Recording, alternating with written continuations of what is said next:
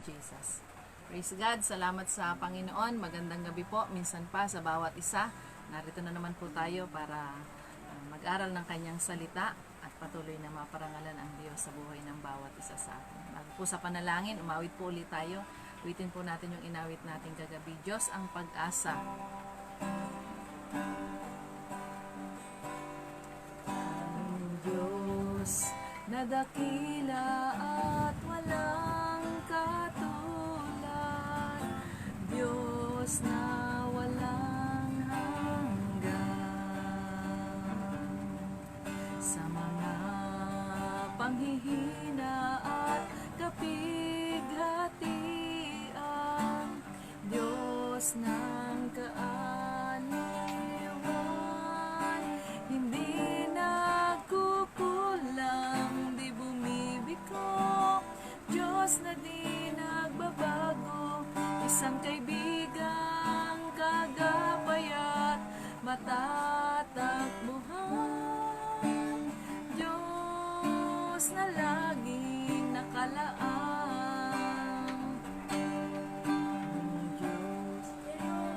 Diyos, hallelujah, asa sa bawat araw ang aming ninanasa, aming buhay bibigyang kaluguran, pararangalan ang iyong dakilang pangalan. Ang Diyos na dakila at walang katulad, Diyos na walang hanggan. Sa mga panghihina at kapighatian, Diyos ng kaaliwan, hindi nagkukulang, di bumibiko, Diyos na di nagbabago, isang kaibigang kagapay at matatakbuhan. Hallelujah, Diyos na laging hallelujah, kayo o Diyos, kayo o Diyos, ang aming pag-asa. Sa bawat araw ang aming ninanasa, sa aming buhay bibigyang kaluguran, pararangalan ang iyong dakilang pangalan. Jesus, He is the Son of God. Jesus, Jesus, He is the Son of God. Jesus, Jesus, the precious Son of God. Sweet as rose of Sharon, came to set us free. Jesus, He's everything to me. Yes, He sold the world to me. Jesus, Jesus, He is the Son of God. Jesus, Jesus, the precious Son of God. Sweet as rose of Sharon, came to set us free. Jesus, He's everything to me. Yes, He's all the world to me. Salamat sa inyo, Panginoon. Napakabuti niyo, O Diyos. Dahil patuloy na binibigyan niyo kami ng pagkakataon na makapag-aral ng inyong salita at patuloy na makalapit sa inyo. Kaya ang patuloy na panalangin po namin ang pagsama niyo, ang pangunguna ng banal na Espiritu. Bigyan niyo kami ng Espiritu ng kaunawaan para maunawaan namin ang inyong salita at patuloy na mabigyan namin kayo ng kaluguran sa aming mga buhay. Lord, apart from you, wala kaming magagawa. Kaya ang dalangin po namin, samahan nyo kami. Anumang bahid ng karumihan ang nakikita nyo sa amin, pakalinisin nyo kami at gawing karapat dapat sa inyong harapan. Maparangalan po kayo habang nag-aaral kami ng inyong salita at mapaluguran kayo, O Diyos. Salamat po sa inyo. Lukuban nyo kami ng inyong banal na dugo. Tanging kayo lang ang mataas, mapapurihan, maparangalan, O Lord God. At sino man, Panginoon, ang nakikinig, makikinig, O Lord God, na may mga pinagdadaanan, may mga problema, mga pagsubok, karamdaman, kahinaang espiritual, O Lord God, patuloy na kamtin nila ang kasagutan sa inyo, kalakasan na nagmumula sa inyo. Salamat po sa inyo, O Diyos, sa pangalan ni Jesus. Amen. Salamat sa Panginoon. Magandang gabi po sa bawat isa. Salamat sa Diyos at sa pagkakataon na minsan pa na makapag-aral po tayo ng kanyang salita. Salamat sa Panginoon. Magandang gabi, Sister Mary Jane. Magandang gabi po sa mga taga Marinduque. Giselle, magandang gabi. Pastora Evelyn, magandang gabi. Salamat sa Panginoon. Basahin po natin dito sa chapter 5 ng John. Verse 19 po tayo mag-start. Sabi po dun sa 19, kaya sinabi ni Jesus sa kanila, sinasabi ko sa inyo ang totoo, ako ang anak ng Diyos, ay walang magagawa kung sa sarili ko lang. Kung ginagawa ko lang ang nakikita ko na ginagawa, kundi ginagawa ko lang ang nakikita ko na ginagawa ng aking Ama. Kaya kung ano ang ginagawa ng Ama, ay siya ring ginagawa ko bilang anak. 20. Minamahal ng Ama ang anak, kaya ipinapakita niya sa anak ang lahat ng ginagawa niya. At higit pa sa mga bagay na ito ang mga gawaing ipapakita niya sa akin para mamangha kayo. 21. Ibinabangon ng Ama ang mga patay at binibigyang buhay ang mga ito. Ganoon din naman, bibigyang buhay ng anak ang sino mang gusto niyang bigyan nito. Salamat sa Panginoon. Napakabuti po ng Diyos. Gabi po, nagtapos po tayo dun sa verse 18.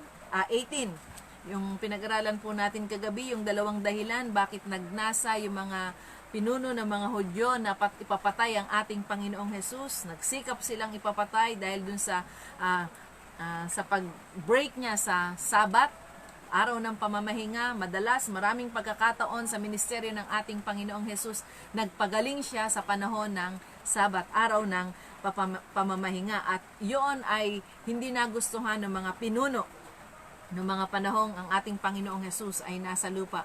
At yung pangalawa ay yung pag-claim niya na siya ay anak ng Diyos at kapantay, pumapantay sa Diyos Ama. Kaya yung dalawang bagay na yon, pinag-aralan natin kagabi, ang dalawang dahilan kung bakit nagsikap silang ipapatay ang ating Panginoong Jesus. Gumawa na sila ng paraan.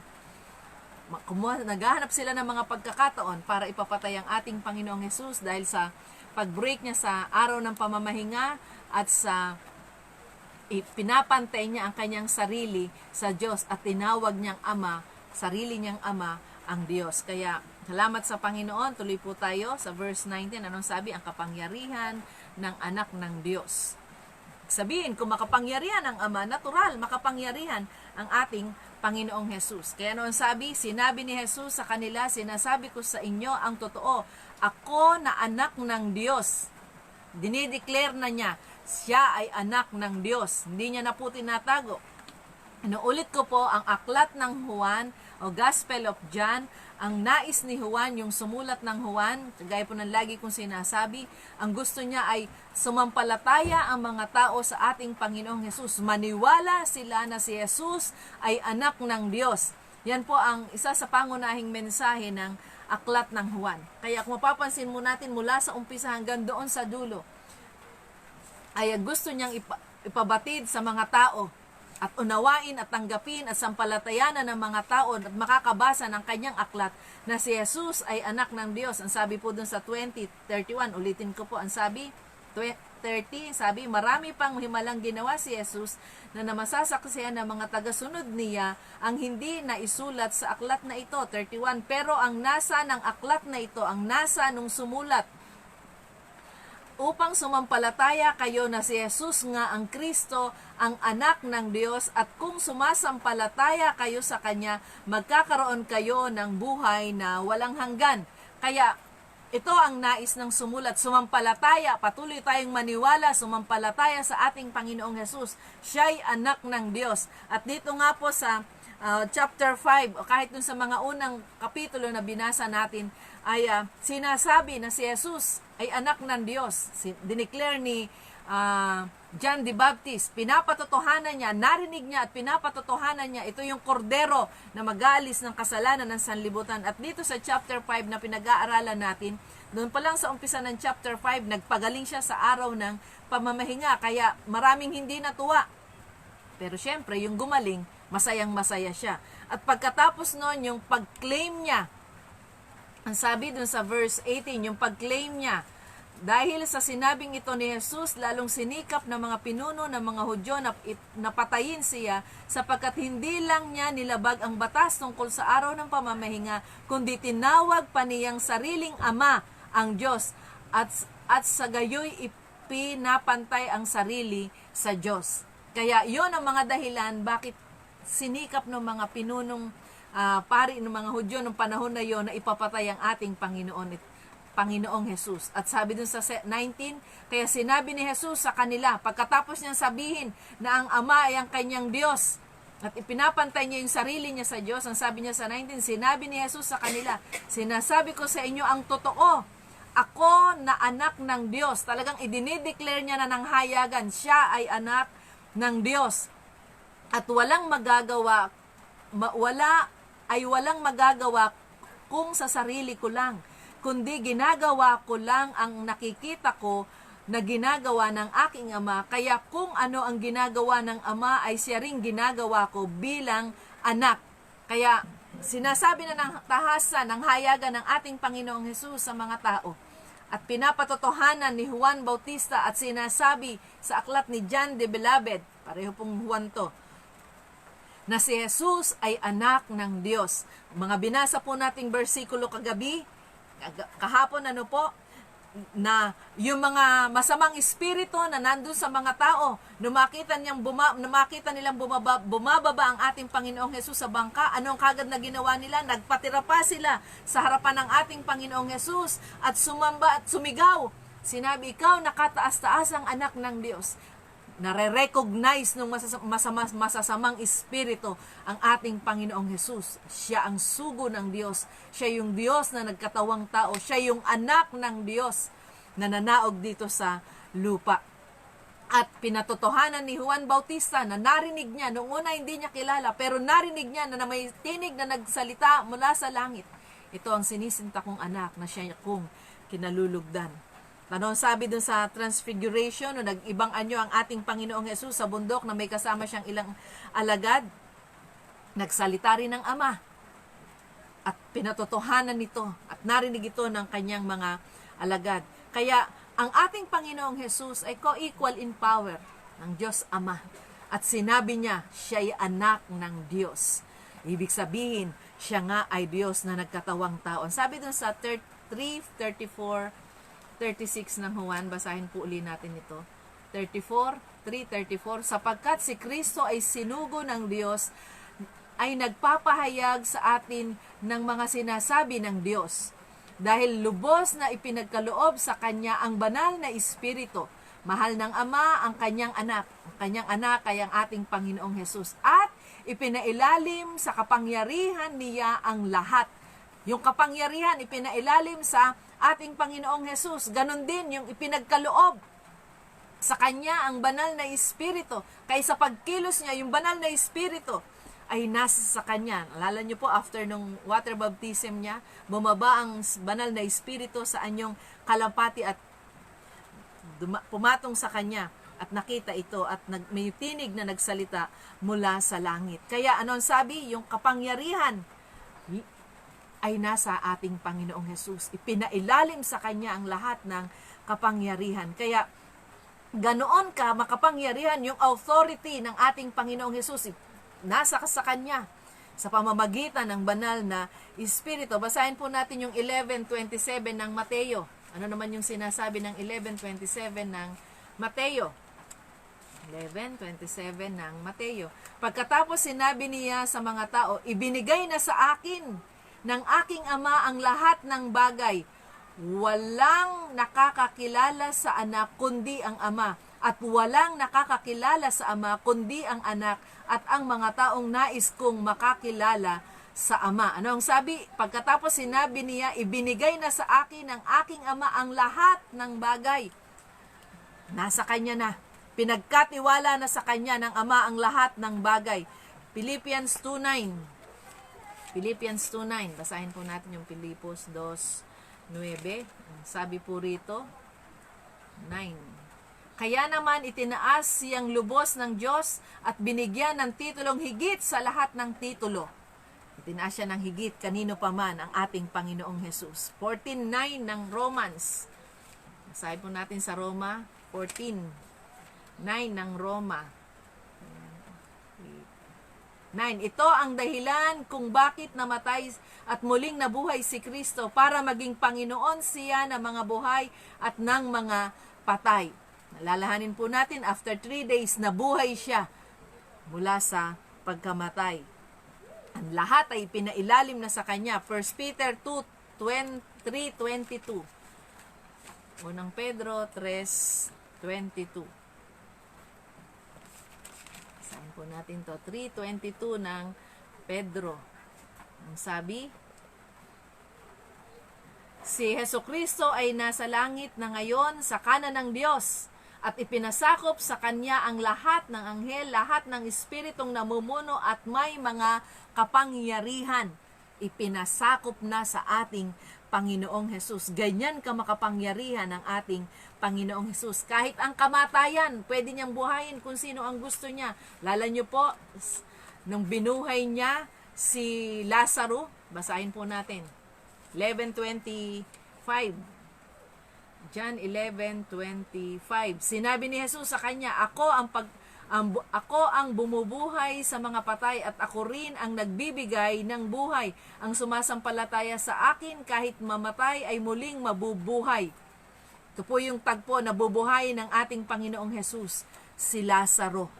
Kaya binigyang buhay niya, kung tutuloy po natin ang pagbasa, binigyang buhay niya po rito si Lazaro. At dito po nga nasulat sa 11:35 yung pinakamaiksi, paborito ng karamihang memory verse. 22, diretso na po natin, basahin na po natin yung 22 ng punta na po tayo sa 22. 20 muna. Minamahal ng ama at anak, napatunayan na po natin na mahal talaga ng ama ang anak. Kaya ipinagkatiwala na sa Kanya ang lahat ng kapangyarihan dito sa lupa at sa langit. Ano ang sabi? Kahit patay, kaya niyang buhayin kung naisin niya. At sinusuportahan ng ama ang ginagawa ng anak, dahil ang ginagawa ng anak ay yung naisin lang ng ama, dahil ang kalooban ng ating Panginoong Hesus, bigyang kaluguran ng ama at gawin ang nais ng ama na ipinagagawa sa Kanya. Sabi dun sa 21, ibinabangon ng ama ang mga patay at binibigyang buhay ang mga ito. Ganoon din naman, binibigyang buhay ng anak ang sino mang gusto niyang bigyan nito. Kaya, salamat sa Panginoon, sino man. Kaya nung si Lazaro ay namatay, at may ilang tagpo pa, di po ba, yung Jairus' daughter, anak ni Jairo, binuhay din ng ating Panginoon mula sa pagkakatulog. Ang patay po kasi ginagamit sa banal na kasulatan ay natutulog lang. Ibig sabihin, kahit po yung mga mahal natin sa buhay na namatay, na nakakilala sa ating Panginoong Hesus, o lahat ng namatay, bubuhayin yan sa takdang panahon. Tanong sabi, natutulog lang at gigisingin. At kapag ikaw ay namatay, nakakilala sa Panginoon at lumakad ng ayon sa nais niya, alam naman po natin kung saan pupunta. 22, hindi ang ama ang hahatol sa tao, kundi ako na kanyang anak. Ang ating Panginoong Hesus po ang hahatol. Siya ang righteous judge. Dahil ibinigay niya sa akin ang lahat ng kapangyarihang umhatol. Ang anak ang hahatol.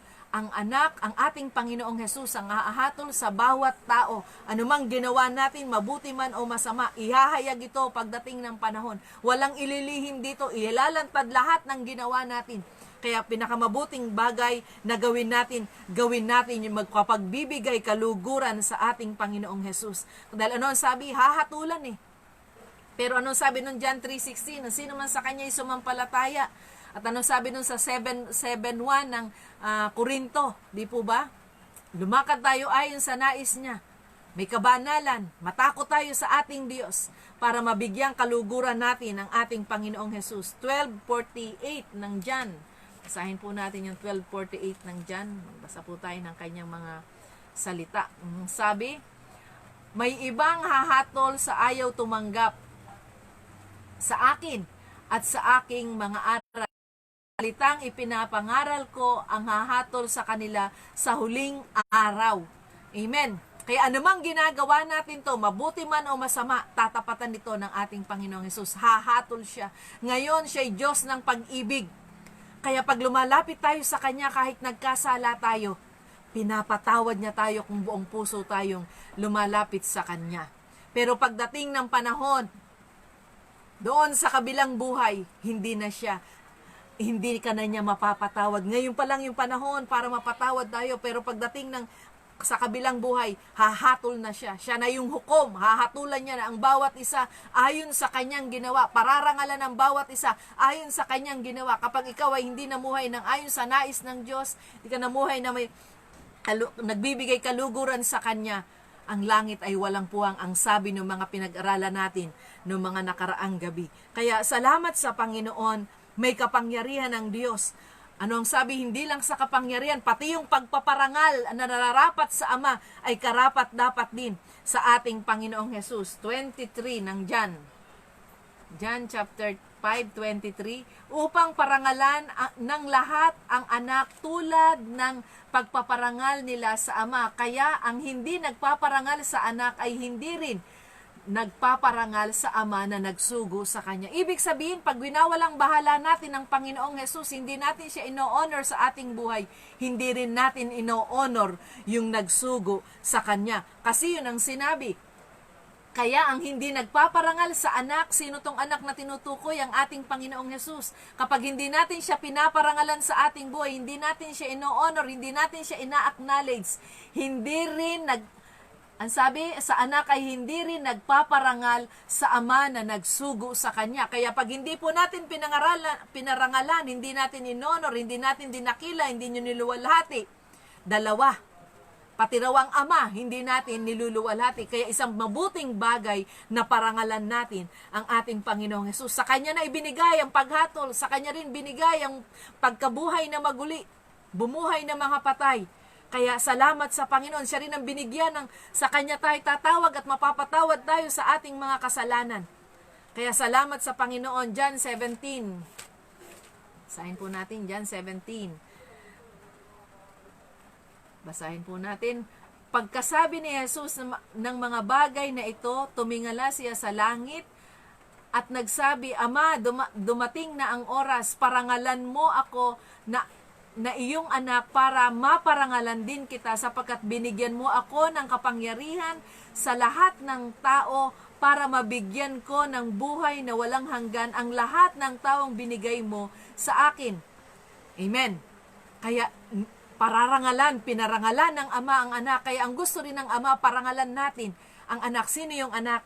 Ang ating Panginoong Jesus. Kaya salamat sa Panginoon, co-equal sila. Pag pinaparangalan mo ang anak, pinararangalan mo rin ang Ama. Ganon din ang banal na Espiritu. Luke 10:16. Pakabilis po ng oras. Nag-uumpisa po lang po tayo, patapos na. 10:16 ng Lucas. Basahin po natin ito. 10:16 ng Lucas. Sabi, pagkatapos sinabi ni Jesus sa mga sinugo niya, ang nakikinig sa inyo ay nakikinig sa akin at ang nagtatakwil sa inyo ay nagtatakwil sa akin at ang nagtatakwil sa akin ay nagtatakwil sa nagsugo sa akin. Ibig sabihin, kapag tinakwil natin ang Panginoong Jesus, itinatakwil din natin yung nagsugo sa Kanya. At ano ang sabi pa? Nakakatuwa, Doon sa mga mananampalataya na humahayo, mga lingkod ng Diyos, mga pastor, mga manggagawa na sumusunod sa Kanyang kalooban, na nagbabahagi ng Kanyang salita. Anong sabi? Sinabi ni Jesus sa mga sinugo niya, ang nakikinig sa inyo'y nakikinig sa akin. Sino mang makikinig sa ating pangangaral, nakikinig sa ating Panginoong Hesus. At sino mang nakikinig sa ating Panginoong Hesus, nakikinig sa nagsugo sa Kanya. Kaya salamat sa Panginoon. Kapag kayo'y nangaral at hindi kayo pinapansin, binabaliwala din nila yung nagsugo sa inyo, yung nagsugo sa atin. Sino yun? Ang ating Panginoong Hesus. Kaya yung salita ng Diyos na ipinapangaral natin, mga kapatid, mga ipinapangaral nyo na hindi pinapansin ng iba, ang hindi nila pinapansin ay ang salita ng ating Panginoong Hesus. Hindi nila binibigyang parangal ang ating Panginoong Hesus. Kaya salamat sa Panginoon kung papaanong pinaparangalan ng Ama, ganon din dapat parangalan ang ating Panginoong Hesus. 8:49. John 8:49. Kung equal po sila ang ating Panginoong Hesus, banal na Espiritu, kumikilos silang nagkakaisa, hindi po sila kakanya-kanya. Unity. 8:49. John 8:49. Sumagot si Jesus, ako ang sinasabihan ng demonyo. Pinaparangalan ko lang ang aking anak, ngunit ipinapahiya nyo ako. Di po ba? Pati ang demonyo, alam i-acknowledge ang ating Panginoong Hesus. Alam nila kung sino yung pararangalan nila. Alam nila. Ano sabi dun sa pinag-aralan natin kagabi, mga binasa natin, pag nakikita ang Panginoon, nagpapatira pa, lumulod sila sa harapan ng ating Panginoong Hesus at sumisigaw sila ng malakas, anak ng kataas-taasang Diyos. Kaya salamat sa Panginoon. Kung ang mga demonyo ina-acknowledge nila ang Panginoon na anak ng Diyos, kilala nila at nagpapatira pa sila, hindi nila kayang tagalan ng presensya ng Panginoon, nagpapatira pa sila at sinasabi nila ng malakas, ito ang anak ng kataas-taasang Diyos. Mga kapatid, salamat sa Panginoon. Tayo, ganun din, ina-acknowledge din natin si Jesus ay anak ng kataas-taasang Diyos at ganun din, pinararangalan din natin siya sa ating mga buhay. Sinasamba natin siya sa ating mga buhay dahil karapat dapat nasambahin siya. Nasa Kanya ang buhay na walang hanggan. Nasa Kanya ang mensahe ng buhay na walang hanggan. Kaya salamat sa Panginoon. Kanino pa tayo pupunta? Na kay Kristo lang ang mensahe na nagbibigay ng buhay na walang hanggan. Ang sabi dun sa 6:68 ng John, sabi, sumagot si Simon Pedro, Panginoon, kanino pa kami pupunta? Kayo lang ang may mensaheng nagbibigay ng buhay na walang hanggan. Tama ang John 3:16, nang sino man sa Kanya'y sumampalataya, hindi mapapahamak, kundi magkakaroon ng buhay na walang hanggan. Kaya ang sabi ni Pedro, kayo lang ang may mensaheng nagbibigay ng buhay na walang hanggan. Kaya salamat sa Panginoon. Patuloy tayong lumapit sa Kanya, patuloy tayong maniwala sa Kanya, sa ating Panginoong Hesus. Kaya nung sabi ng 5:24 ng John, sinasabi ko sa inyo ang totoo, ang sumusunod sa aking mga salita at sumasampalataya sa nagsugo sa akin ay may buhay na walang hanggan. Hindi na siya hahatulan at inilipat na siya sa buhay mula sa kamatayan. Amen? Kapag tayo nanampalataya sa ating Panginoong Hesus na binigyan ng karapatan ng Ama, sa Kanya tayo tatawag at sino man sa Kanya'y tatawag, hindi mapapahamak. Sino man sa Kanya'y sasampalataya, hindi mapapahamak, kundi magkakaroon ng buhay na walang hanggan. Anong sabi ni Pedro? Sa Kanya lang ang mensahe ng buhay. May mensahe ng buhay na walang hanggan. Ang sabi dun sa mga Gawa 4:12, walang sino man sa mundong ito ang makapagliligtas sa atin kundi si Jesus lang. Amen? Walang sino man, walang ibang pangalan na ibinigay sa mundong ito para sukat ikaligtas ng bawat isa. Ang pangalang Jesus lang. Kaya marapat na lumapit tayo sa ating Panginoong Jesus, i-acknowledge natin siya sa ating buhay, tanggapin natin siya kung hindi nyo pa siya tinatanggap bilang Panginoon at sariling tagapagligtas. Ito na yung pagkakataon, tanggapin mo siya dahil nasa Kanya lang ang mensahe ng buhay na walang hanggan. Siya lang ang magbibigay ng buhay na walang hanggan. Siya ang daan, ang katotohanan at ang buhay para makarating tayo doon sa buhay na walang hanggan. Kailangan tanggapin, acknowledge natin ang Panginoon sa ating mga buhay. Kaya salamat sa Panginoon. Galatia 5:24. Bumasa pa po tayo ng isang salita. Kanyang salita. Galatia 5:24. Ang sabi, Galatia 5:24. Ipinako na ng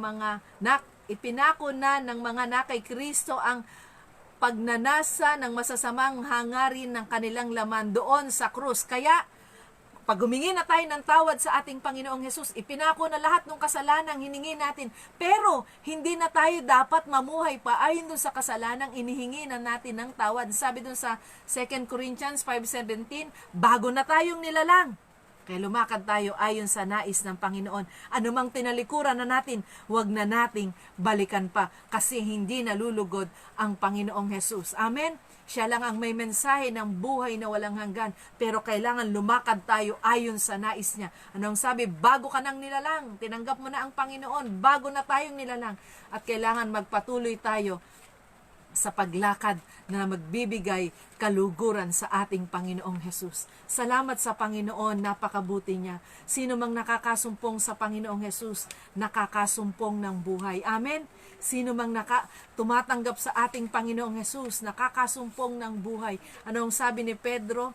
Sa binasa natin kanina, siya lang ang may mensahe ng buhay na walang hanggan. Kaya isang mabuting bagay na patuloy na lumapit tayo sa Kanya. Siya lang ang may mensahe ng buhay na walang hanggan. Kaya salamat sa Panginoon. Napakabuti po ng ating Panginoon. Patuloy tayong mangalong sa Kanya. Patuloy tayong lumapit sa Kanya. Kung meron man kayong pinagdadaanan, wag po kayong mag-alala. Mabuti po ang Diyos. Hindi lang buhay na walang hanggan ang nais niya para sa bawat isa sa atin. Habang tayo nandito pa lamang sa mundo, gusto niya buhay na ganap din. Malayo sa karamdaman. At kung ikaw man ay may karamdaman, may pinagdadaanan ka, may suralin ka, may plano, may purpose ang Diyos, bakit ka dumadaan dyan? Marahil inalaw niya na magkaroon ka ng ganyang karamdaman para kung sino man yung mababahaginan mo ng salita ng Diyos sa ganyang karamdaman, gagamitin ka niya. Ikaw ay buhay na patotoo. Ikaw ay buhay na patotoo na pinagaling ng Panginoon at kung hindi ka pa pinagagaling, huwag kang mawawala ng pag-asa dahil ang Diyos, totoo siya. Bibigyan kanya ng kapayapaan. Kaya salamat sa Panginoon, patuloy tayong lumapit sa Diyos. Siya'y Diyos, nasa Kanya ang mensahe ng pagkabuhay na maguli. Sino mang sa Kanya ay patuloy na sasampalataya. Kung spiritually nanghihina ka, ang sikreto lang lumapit ka sa Kanya. Ang yung nanghihinang espiritu ay kaya niyang palakasin. Kaya niyan muling buhayin. Kung physically, parang sa tingin mo, nanghihina ka na, lumapit ka lang sa nagbibigay ng kalakasan. Lumapit ka lang doon sa nagbibigay ng buhay. Bibigay at patuloy na palalakasin ka. Nung sabi niya, 11:28 ng Mateo, come unto me, lumapit kayo sa akin. Kayong nagbibigatan ka ba? Lumapit tayo sa ating Panginoong Hesus. Tutulungan niya tayo. Tanong sabi, nasa Kanya ang buhay, buhay na walang hanggan. At habang wala pa tayo doon, palalakasin Kanya, gagamitin Kanya, daluyan ng kaligtasan, daluyan ng kagalingan. Kung iaalaw lang natin, gagamitin Kanya, gagamitin niya ang bawat isa sa atin. Salamat sa Panginoon sa gabing ito. Patuloy tayong lalapit sa Kanya. Siya na makapangyarihan sa lahat. Siya na binigyan ng Ama ng kapangyarihan. Lahat na ng kapangyarihan ay pinagkaloob sa Kanya. Kaya sino man ang lalapit sa Kanya, sino man ang mananampalataya at patuloy na tatawag sa Kanya, hindi ka lang niya patatawarin, kakatagpuin ka pa niya. At kung ipagkakatiwala mo ang iyong buhay, patuloy ka rin, gagamitin Kanyang buhay na patotoo para sa iba. Kaya salamat sa Panginoon sa gabing ito, tayo po'y mananalangin at hayaan natin. Mga kapatid, mahal ka ng Panginoon. Hindi lang nais niya na makilala mo siya, kundi ang nais niya gamitin ka rin para sa iba. Daluyan ng kaligtasan, daluyan ng kagalingan, daluyan ng pagpapala, maging kalakasan ka para sa iba. Kaya salamat sa Panginoon, manalangin po tayo at maniwala po kayo. Sino man yung may mga problema, may mga pagsubok, may mga pinagdadaanan, siya'y Diyos na makapangyarihan. Siya'y anak ng Diyos at pinagkatiwala na sa Kanya ang lahat ng kapangyarihan. Ang kailangan lang, sumampalataya tayo sa Kanya. Kaya salamat sa Panginoon. Tayo po'y manalangin. Salamat sa inyo, Panginoon, sa oras na ito. Napakabuti nyo, O Lord God. Napakabuti nyo. Salamat, Panginoon. Concern kayo sa bawat isa sa amin, O Lord God. Ama, salamat po. Ipinadala nyo ang inyong anak, O Lord God. At salamat, Panginoong Jesus, namatay kayo doon sa krus ng Kalbaryo. At ang sabi, sino mang sa inyo isasampalataya, magkakaroon ng buhay na walang hanggan. Tulungan nyo nga po kami, lumakad kami ayon sa nais nyo, O Diyos. At sa gabi pong ito, sino man yung nakikinig na may mga pinagdadaanan, may mga problema, may mga pagsubok, O Lord, na tanging kayo lang ang nakakaalam at hindi nila masabi kanino paman, abutin nyo nga po sila ng inyong mapagpalang kamay, O Diyos. Ang kaaliwan, Panginoon, ay dumating sa kanila, Panginoon. Ang kagalakan, ang kalakas, ang espiritual, Panginoon. Kayo ang patuloy na umabot sa kanila. Kayo ang patuloy na kumatagpo, Panginoon, sa inyong mga anak na nanghihina. Kapatid, lumapit ka sa Panginoon. Nasa Kanya ang kapahingan at hayaan mo nga ang Espiritu niya, ang banal na Espiritu ay patuloy na maging buhay sa iyo at patuloy na kumilos sa iyo. Palakasin ka niya sa iyong kahinaan at anuman ang karamdaman, sino man yung may karamdaman, O Diyos, ang patuloy na panalangin namin, O Panginoon, kagalingan ng kalakasan, ay patuloy na dumaloy sa inyong mga anak. Dalangin ko po, Panginoon, ang Pastora Marlene Kim, Panginoon, patuloy na kalakasang pisikal, Panginoon, sa kanyang mga nararamdaman. We declare healing, Panginoon. Patuloy na ang kalakasan nyo'y dumaloy sa kanya, Panginoon. Salamat sa katapatan nyo, Panginoon. Taas din po namin si Ate Sel, O Lord God. Lulukuban namin siya ng inyong banal na dugo. Patuloy ng kaaliwan, kalakasang pisikal, Panginoon.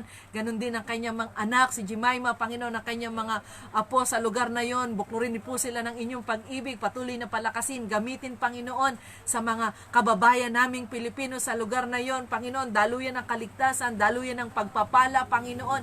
At patuloy na gamitin nyo sila, Panginoon, mga kapatid, Panginoon, sa Korea, O Lord God.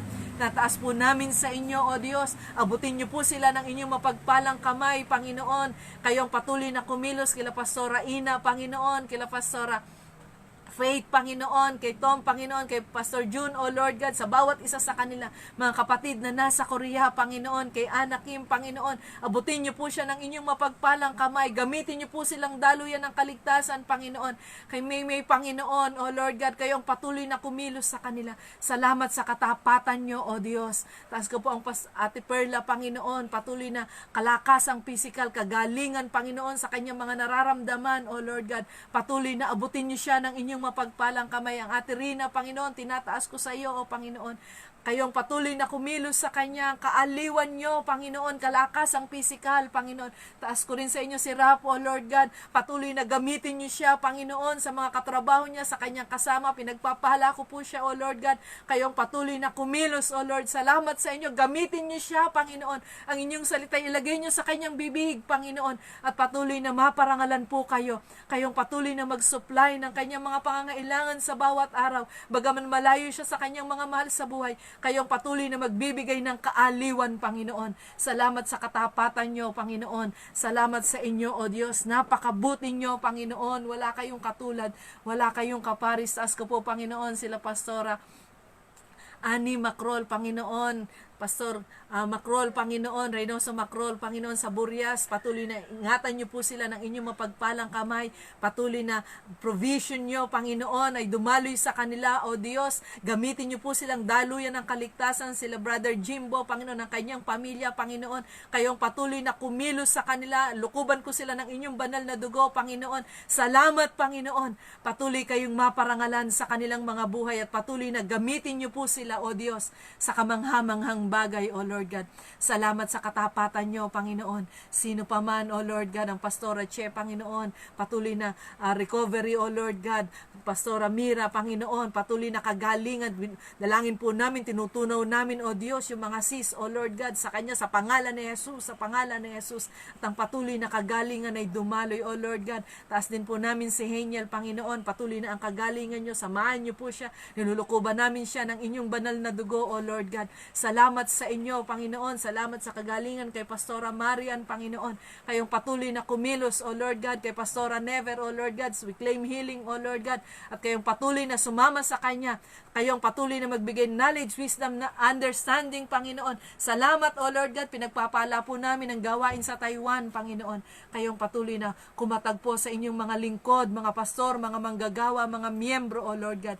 Bless namin sila, Panginoon. Gawain sa Vietnam, Panginoon, ang Pastor Atel, Panginoon. Pastor Ralph, O Lord God, kayong patuloy na kumilos sa kanila, O Diyos. Salamat sa katapatan nyo, Panginoon.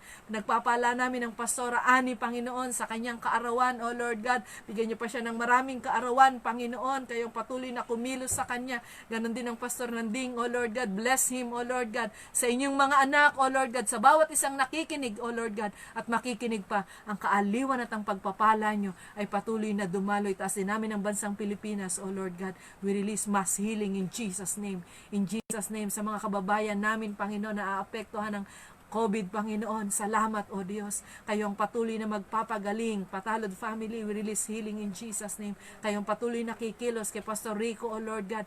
Patuloy na kagalingan kay Pastora Nora, Panginoon, sa kanyang pamilya. Nagre-release po kami ng kagalingan, Panginoon, sa pangalan ni Jesus. Sa pangalan ni Jesus. Kayong patuloy na magbibigay ng kagalingan sa mga kapatid, Panginoon, na may karamdaman, O Lord God. Salamat sa katapatan nyo, Panginoon, at patuloy kaming maniniwala at mananampalataya sa iyo. Kayo, O Diyos, sa inyo lang kami, Panginoon, at kayo lang ang aming pupurihin, dadakilain, sasambahin. Pinagpapala rin po namin ang Bible School, Panginoon. Ingatan nyo yung mga estudyante, Panginoon, na huwag silang magkaroon ng karamdaman, Panginoon. At sino man yung may mga masamang nararamdaman, we release healing in Jesus' name. Nire-rebuke namin ang espiritu ng ubo, espiritu ng sipon, espiritu ng lagnat sa pangalan ni Jesus. Kundi kayong patuloy na kumilos, O Lord God. Saan man sila naroroon, we declare healing in Jesus' name. Sa bawat estudyante ng Bible School na may masamang pakiramdam, we release healing in Jesus' name. At kayo ang patuloy na kumilos, O Lord God. Salamat po sa inyo, Ama, sa bawat teacher ng Bible School, mula kay Pastor Joseph, O Lord God, sa lahat ng kapastoran, bawat distrito, Panginoon, O Lord God, mga district supervisor, O Lord God, mga pastor, mga direct churches, O Lord God. Salamat sa katapatan nyo, Panginoon. Salamat sa pagkakataon na nagagamit nyo kami. Salamat sa pagkakataon na nakapag-aaral po kami ng inyong salita. Sa inyo ang pinakamataas na papuri, pagluwalhati at pasasalamat, at hayaan nyong lagi naming declare, kayo ay anak ng Diyos at kataas-taas ang Diyos, at lagi namin kayong parangalan sa aming mga buhay. Salamat po sa inyo. We give you all the glory. Salamat po, Banal na Espiritu, sa patuloy na pagsama nyo sa amin. Sa pangalan ni Jesus. Amen. Magandang gabi po sa bawat isa. Salamat sa Panginoon. Napakabuti po ng Diyos. Magandang gabi, Sister Mary Jane. Pagpalain kayo ng Panginoon. Ang Diyos po natin ay Diyos na mabuti. Patuloy po na ang gawain po sa Parisparan sa pangunguna ng Pastora Jonah. Nandyan po ang address sa comment. Kung mayroon po kayo mga kamag-anak na malapit dyan, ay mag-send lang po kayo kay Pastora Jonah. Ganon din po sa Egypt, kay Pastora Maricel. Andyan po sa comment ang address, at dun sa iba pang church na inilagay po natin sa comment yung address ng sa Korea, kina Pastora Faith at kay kila Pastora Ina, ganun din sa Macau. Kaya kung meron po kayo mga mahal sa buhay sa mga lugar na yan, ay mag-send lang po kayo sa kanila, kontakin nyo lamang po sila, at sila po ang patuloy na gagamitin ng Panginoon para sa mga kaibigan at mga mahal natin sa buhay sa lugar na yan. Pagpalain po kayo, Pastora Christy. Pagpalain po tayo ng Diyos. Gandang gabi, Famous, at sa bawat isa. Salamat sa Panginoon. Patuloy po tayong lumakad ayon sa nais ng Diyos. Ang maparangalan ng Diyos sa buhay ng bawat isa sa atin. Sa Diyos lang ang pinakamataas na papuri. Happy birthday po sa lahat ng may birthday. Magandang gabi, Sister Amy. God bless you.